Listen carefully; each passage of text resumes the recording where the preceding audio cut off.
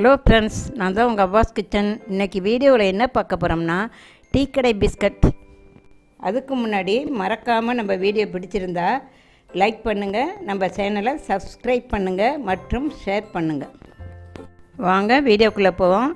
தேவையான பொருட்கள் செய்முறையிலே காட்டுறோம். இப்போது ஒரு பவுல் எடுத்துக்கோங்க. கோதுமை மாவு 200 கிராம் போடுங்க.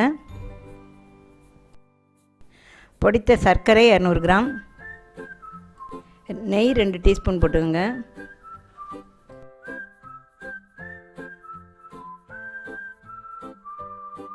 இப்போ நெய், சுகர், கோதுமை எல்லாத்தையும் ஒன்றா நல்லா மிக்ஸ் பண்ணிக்கோங்க.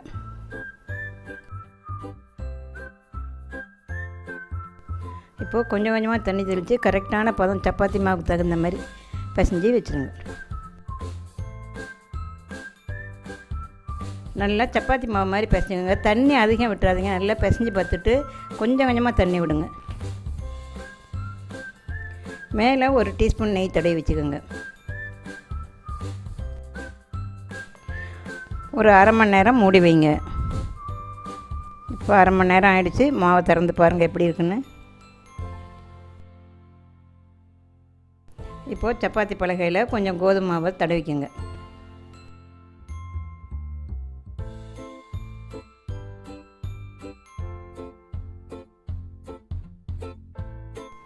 இப்போது நம்ம எடுத்து வச்ச கோதுமை மாவில் ஒரு உருண்டை உருட்டி ரொம்பவும் மெல்லிசாக போடாமல் ரொம்பவும் திக்காக இல்லாமல் நான் போடுற சைஸில் நீங்கள் போடுங்க. ஒரு அரை இன்ச்சு கனத்துக்கு போட்டால் போதும்.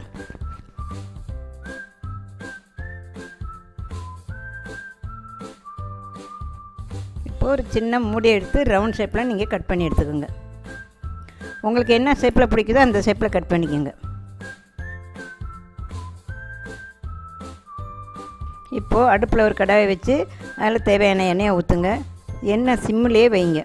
நல்லா காஞ்சதும் போட்டு பொரிக்கலாம்.